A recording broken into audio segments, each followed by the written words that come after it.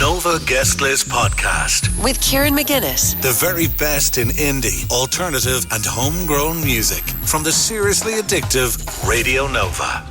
Columbia by Oasis on Radio Nova, one of those amazing tracks that didn't grace the set list. But we're going to chat about all that kind of stuff right now because we have Nova Guest List gig reporter and Oasis superfan Ross Galvin on the line. How are you doing, Ross? I'm doing fantastic, Kieran. It was a superb day. Superb day. Okay, so are you a fan? How are you feeling before the show? The excitement was just unbelievable, to be honest with you. I'm a big fan ever since Definitely Maybe came out, all through my childhood and my teens, and just the excitement of getting the ticket a year ago and the rush of trying to get it, and then 12 months until the gig, and then it's finally here, and you're strolling around Dublin City Centre. You're seeing the bucket hats, you're seeing the merch, you know. It was just fantastic, honestly. It's extremely hard to describe. Yeah. Just an aside, did you ever think it would happen? No, I didn't, honestly. Like, when I bought the tickets, I was like, they're never going to get to these gigs. And then, they do the first gig in Cardiff, and you're like, okay, this is happening. And then the day arrives, and honestly, it was just a feeling of pure joy. There was just happiness. Nothing else mattered. You were in it. The sun was shining. There was a buzz around Dublin. It was really, really brilliant. Okay, well, that's what you want. It's such a communal thing. It's fantastic. So tell us about the show. So, look, you arrive in, the cast was the first band, and then they had Richard Ashcroft of The Verve playing.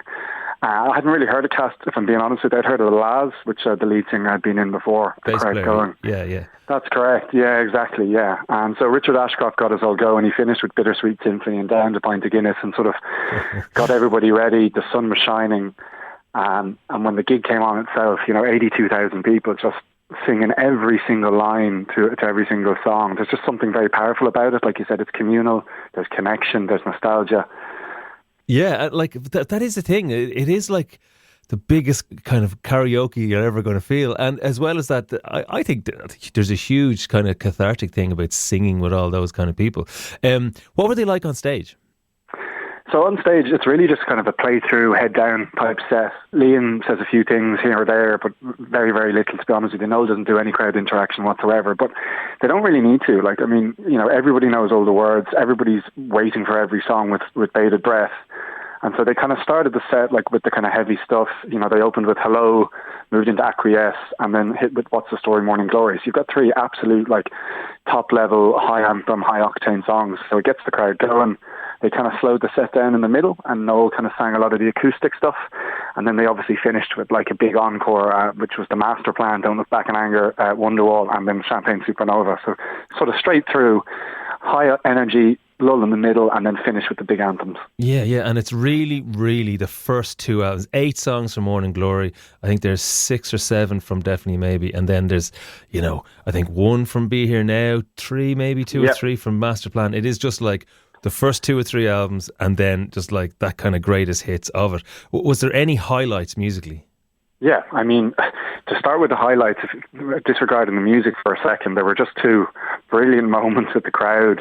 For cigarettes and alcohol, Liam asked everyone to do the Poznan, and for those who don't know what that is, it's where the crowd turns their back to the stage, arm in arm, and starts bouncing in time, basically, with cigarettes and alcohol. And I was up in the upper Cusack stand, and the jumping and bouncing was so strong that the stadium started shaking. You could feel the ground vibrating. It was that much. Terrifying.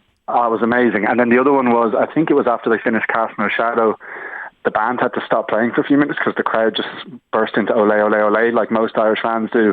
And there was this gorgeous moment where they just kind of stopped and looked at us all, and you could tell that they were sort of taken aback by how much the crowd was chanting them on. So they were definitely highlights.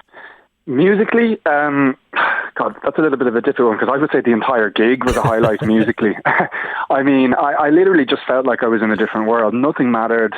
They were very sharp. The sound was very sharp. They were really together. And actually, Liam's voice sounded great. I remember seeing a few videos kind of in the run-up to the gig over the last 12 months where people were saying that, his voice was kind of past it, etc. So I don't know what he's done to get it back, but he was just on fire. The reality is, and I'm just going to say it very plainly, it's good old-fashioned rock and roll, which is very rare these days. Liam is a rock star and Noel is a genius. And just to see it come together on stage with most of the original members as well, musically brilliant, it was just excellent. I'm so sorry. It's so hard to say. No, I'm listening to you here and I'm just kind of smiling from ear to ear because I can feel, what it means to you and to all the people who are going to those shows and how kind of, powerful, kind of emotional it is. Like, I mean, without getting deep, but like, I assume there was emotional moments for you during that set. Absolutely, like it was super cathartic. It reminded me of my childhood, my youth, a time when we were free and didn't have as many responsibilities in our adult life. So you're just in it, you're jumping around, you've got all these people around you that are looking at you, hands in the air, singing the songs together. And, there's a lot of naysayers about Oasis, the money grab, all this kind of stuff. But I just find that stuff ridiculous. Like, the reality is, it's good fun. People are in it to be entertained. It doesn't have to be a Radiohead, and it doesn't have to be a Beethoven in terms of musicality and notes and reading music, but it's fun. That's what it is. It's entertainment. People are there. They're jumping along and singing. And for me, it was definitely emotional. Rock and Roll Star, for me, was the big one. So, like, when I hear that song, I feel like a rock and roll star. It reminds me of a time when I was carefree and I felt the world was at my feet.